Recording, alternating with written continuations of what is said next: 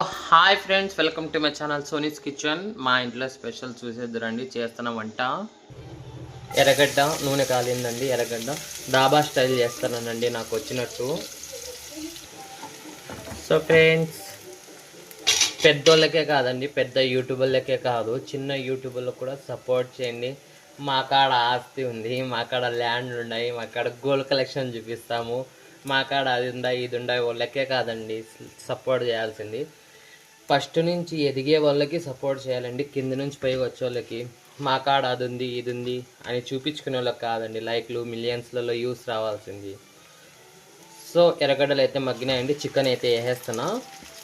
So నేను తగలానని కాదండి ఎవరికి, సపోజ్ ప్రపంచంలో జరిగే మాటకైతే నేను చెప్తానండి.